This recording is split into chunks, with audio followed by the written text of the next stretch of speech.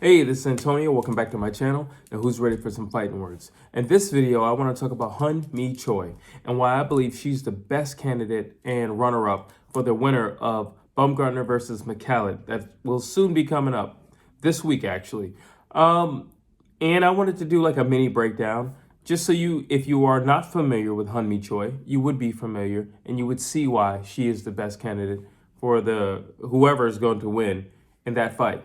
Really quick, if you like these videos, please take the time right now. Subscribe if you haven't already done so. If you have, I'd like to take this time to say thank you and welcome. Also, if you can hit that thumbs up button, it really does help support and further along this channel. So let's just jump on into it. One of the things I like about Choi is because she kind of stands out. Not because of any reasons you might think. She just stands out because she's big for the division. And, you know, she's tall. And at least initially, when she starts off her fight, she starts off fighting tall. That's a good thing. Sometimes it can work against you if you're going to fight tall or not. Now, if you're like a Ryan Garcia who just stands straight up like that, don't do that. That's actually not a smart thing to do. Don't do that. Never do that. But if you're a Tyson Fury where you're just doing one of these, that's what you do. Do that. Mimic that. And Hyun-mi Choi does know how to fight tall. The only thing about that is she'll do it as long as you want to box. The minute you initiate a fight or a brawl, she's down to go. And then that stiffness or that straightness kind of turns over, and then you have something else in your hands. But that's for later on in this video. She also leads with her power hand, and that's a great tool. That's a great weapon. And quite frankly, I think everybody should lead with their power hand. Now, I know that the argument would be, well, over time, you're going to get tired, leading with the power hand. But I don't really believe so. And I think it's all about conditioning, to be honest with you, because I've recently switched over to my power hand. And I see the difference. I see the difference with the people that I'm sparring. Like I definitely see the difference from them. But I also see the difference of, just damage. You know what I'm saying? So, like, how my sparring partners react to me, but also what I'm doing to them, versus using the right hand as a sledgehammer every few combinations or so. And I like the fact that she uses her right hand. It's relentless pressure is what it is. And if you use the jab the way she uses it, Choi uses the jab very well because she's always pumping the jab out there. It's never not in sequence. And that's a good thing. Because the jab is great for a rangefinder, the jab is also great to vary in power. A lot of people, and again, you can tell how skilled somebody is if they can vary their power. Because you don't always have to punch at a 10. Sometimes you can punch at a 5. And she knows how to do that. She can vary her power. And in my personal opinion, you have to be somewhat of an elite fighter to do so, because you have to be aware of the amount of power that you're exuding, basically. And she can do so. But it also just gives, like I said, the opponent a lot to think about. It gives them a lot to think about because that fist is always in her face. It gives them a lot to think about because it's rapidly in her face because she's doubling up on the jab. And I personally believe that you can tell a lot about a boxer based on their jab. If it's a sloppy jab, if it's a stiff or a hard jab, if it's a sharp jab, if it's a power jab. And she has a good jab, but on top of that jab, she doubles it up. So it's just double the trouble for the opponent, honestly. Let's see. She does use the right hand. The right hand is a real weapon and a tool for her. But I feel like she doesn't use the right hand enough because she's actually very effective with it.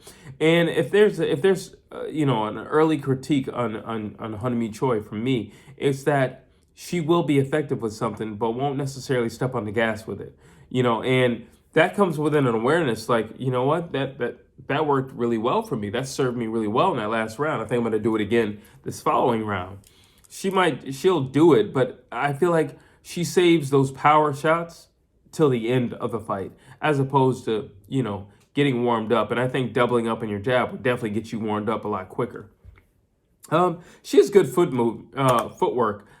I feel like she's actually, see, not many people can fight backing up. She's very defensive minded if she's backing up. And I mean head movement, like everything. She's slipping shots, backing up. But she, for the most part, is going to come forward. There's never going to be a question of where Hyun-mi Choi is because she's definitely going to be in front of you. That's just the way she fights. You know, she likes that action. She likes consistent action. There's no gaps. There's no, as Teddy Atlas would say, there's no secret agreements like, you want to take round 7 off? Yeah, let's take round 7 off. We'll just, lean on each other and occasionally throw a body shot that's has a power ratio of 2 or something like that. No, she's gonna get the party started. That's what she's about. And at her core, I just feel like she's kind of a brawler, but that's what she's about. She's gonna go after the money. Trust me. She can throw combos backing up. Listen, not many people can throw a combination backing up. All right, and I'm not talking about like, a jab, right hand or something like that. I'm not talking about that. I'm talking about a real combination. I'm talking about finishing with a body shot or something like that.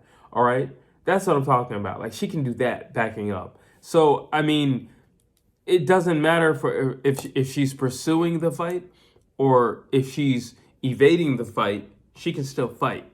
And that's important when you can fight in any range. That's important when you can fight at any distance. That's important because very seldom are you going to win every second of every round. So if you can fight backing up, all the more better. And she's actually pretty good at that. Solid footwork. Let's see, what else? Choi has a good chin. You want to know why? Because she's a scrapper. Scrappers have good chins, okay? Arturo Gatti, Mickey Ward, people who have good chins. Evander Holyfield, James Toney, okay? People who have good chins. Riddick Bowe, people who have good chins. Choi has a good chin. Choi is made for the scrap. Choi is made for the playground fight. Like she's made for that. She's built for it. And again, it doesn't hurt her that she's bigger than most of the opponents that she actually faces. And listen, when you can absorb a punishment and your opponent may not be able to just because they're smaller, great, I remember when Earl Spence, I'm not going to say jumped on the scene, but when he became like a household name, I guess I'll say it like that, when he started being on televised, all his fights started becoming more and more televised. And it says, oh, Earl Spence is a weight bully. He's a weight bully. Listen, if you can make the weight, you're not a weight bully. If you can, let me say that again. If you can make the weight, you're not a weight bully. If you jumped on the scale and your weight says what the fight was requiring, I don't consider you a weight bully. I just don't. That's just the way I see it, And you can still functionally fight because if you're a weight bully, that means you have to really get drained down to make the weight. And then it's still not going to benefit you any other way because you're draining so far down. So I don't really consider her, I never really considered Earl Spence a weight bully. Yeah, he's big for the division, but I never really considered him a weight bully. Let's see. Choi is aggressive and is comfortable getting hit. And that goes back to that good chin. She is very aggressive. No doubt about that. All right. Again, it's not going to be hard to find Choi in a fight. It's just not. Because she's going to be right there in front of you at all times. It's just not going to be hard. She is a very fan-pleasing fighter, And the only thing that would make her even more fan-pleasing is knockouts. But in the women's division, you don't see a ton of knockouts anyway. So in my personal opinion, it's not that big of a deal. Also, it's not a bad trade-off because when you watch women fight, a lot of times you see better technique. So I don't necessarily mind that I don't see a ton of knockouts. There are times when I want to see carnage and I want to see destruction, but there are also times when I want to see skill, and I get very bored when I don't see skill. So that's that. Choi is good at muscling girls down. Listen, that goes back to what I was talking about earlier with her being bigger. You have to understand your body. You have to understand your body type. You know who's really good at that? Jarrett Hurd. He understands his body type. If I can't say nothing else about Jarrett Hurd, the man understands his body type. He knows he knows who he is. And Choi, I feel, is no different. She knows who she is. She knows who she is in a fight. And she muscles girls down. It's not just I'm gonna double jab, and it's not just I'm gonna attack the body, which by the way, she's great at body work. But it's not just that. It's also she does that thing like Tyson Fury. She'll lean on her opponent while she's ripping those body punches. And everything about the fight is grueling. Now, if there's one person in particular that brings to mind, Bernard Hopkins, B-Hop, the alien. He knew how to just grind a person out. I'm not just gonna punch you, but I'm gonna be in your face. I'm gonna make you work. I'm gonna do a lot of feints. I'm gonna do all these things that just make you react when I'm not touching you. But then when I am touching you, I'm gonna be pushing you, ripping you to the body. I'm gonna be, leaning on you, ripping you to the body. I'm gonna be holding you. And it's just like, dude, it's way too much work going on, and B-Hop had a way of just working people. He would work them over, and I remember once there was a commentator, and he said this about Bernard Hopkins. He says, listen, he's not gonna knock you out, but you're gonna feel like you've been knocked out the next day. And that's how Choi fights. She ain't gonna knock you out, but believe me, you're gonna know you've been in a fight the next day, and you're gonna feel like you got knocked out. She also has a gas tank to go for days.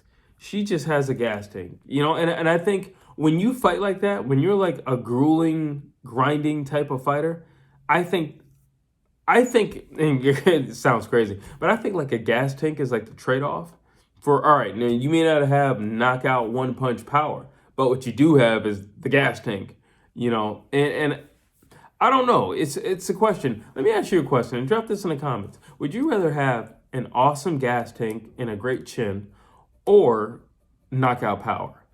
And, there are days when I would say, definitely the knockout power. Why not? Equalizer. Why not? But there are also days when it's just like, you know what? You're not going to knock everybody out. Tyson learned that. Sonny Liston learned that. Joe Lewis learned that. You're not going to knock everybody out. Wilder learned that. You're not going to knock everybody out. I don't care who you are. You're not going to knock everybody out. So at that point, you need something else. So it's just like, I don't know, maybe I would take the gas tank. Maybe I would listen, if there's a trade-off, maybe I will take the gas tank. I don't know, but I think it's a good question. Which one would I take? Drop that in the comments. I want to know what gas tank, good chin, or one punch knockout power. Now, I'm going to go into what worries me about Choi. What worries me about Choi is she does get hit. That is a given. Anybody who knows anything about, Hyun-mi Choi, knows that she gets hit. And mainly because I personally think because she's bigger than girls. And also I think it's a will thing. It's a willpower thing. It's a mentality thing. Like, yeah, I get hit, but I walk through those. Yeah. Like I'm gonna walk through that. So it's all good. Yeah, I got hit, but I'm gonna walk through that. I don't like that she gets hit so much. But she can, like I just said, she has the gas tank and she outgrinds her opponents. So when you fight like that, it's a marathon at that point. But she does get hit. Let's see. She leans forward, and I spoke about her stance earlier. And she'll start off a certain way, but as the fight progresses, she's going to start leaning forward. And it's just like, well, the advantage that you had was that you were taller than them. And now you've taken your advantage from yourself, and now you've made it an even playing field for your opponents. Now, some habits are hard to break. Some are just hard to break. And I don't care what you do, you're never going to be able to break that habit. And it is what it is. And there's nothing you can do about that. Sorry, just fidgeting with my hat. But that is still a very bad habit to have. I don't care how you look at it. Listen, somebody needs to tell her, you got to stop doing that. That's a horrible habit. But she does it nonetheless. She gets away with it because she's tough, because she's durable, because she's a grinder. So, she can get away with that. But she could be faced with Alycia Baumgardner, and you can't get away with that. Because, I tell you right now, Alycia Baumgardner is shorter. And I'm only mentioning Alycia Baumgardner because one, I've already picked her to beat Mekhaled. And two, I mean, if you just look at the betting odds, it's clearly going to be. And when you look at Mekhaled, there's nothing special about her. So I do kind of see Alycia, not kind of, I see Alycia Baumgardner winning.